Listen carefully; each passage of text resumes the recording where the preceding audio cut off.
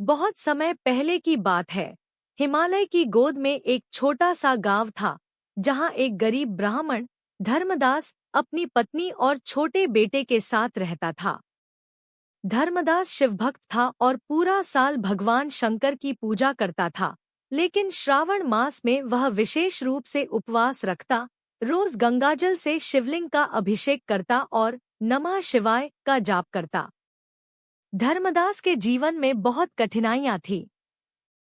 घर में खाने के लिए अन्न नहीं, पहनने को अच्छे कपड़े नहीं, लेकिन फिर भी उसका विश्वास अडिग था। भोलेनाथ एक दिन मेरी पुकार जरूर सुनेंगे। श्रावण मास आया। इस बार धर्मदास ने पूरे श्रावण माह का व्रत रखा। वह हर दिन जंगल से बेलपत्र और गंगाजल लाता और शिवलिंग पर चढ़ाता। गांव वाले उसका मजाक उड़ाते। अरे पंडित, भक्ति से पेट नहीं भरता, कुछ काम कर। लेकिन धर्मदास हंसकर कहता, भोलेनाथ की कृपा जब होती है तब चमत्कार होते हैं।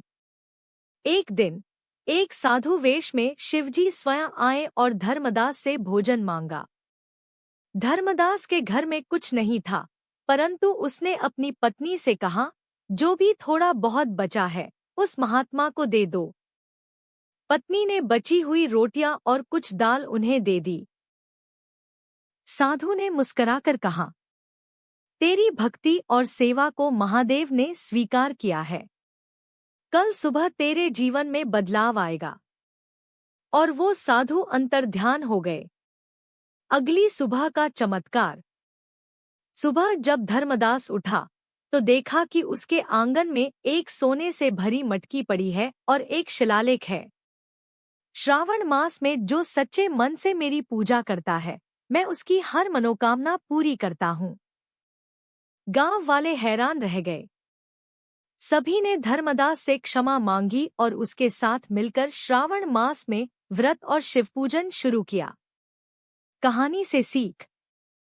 श्रावण मास केवल धार्मिक रीतियों का महीना नहीं, बल्कि भक्ति, सेवा और विश्वास का महीना है।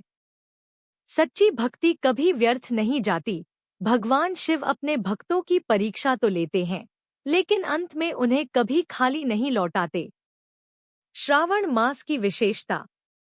यह मास शिवभक्ति के लिए सर्वोत्तम माना जाता है। व्रत, रुद्राभिषेक, बेलपत्र अर्पण और शिवनाम स्मरण विशेष फलदायी माने जाते हैं। सावन के सोमवार को विशेष महत्व दिया जाता है।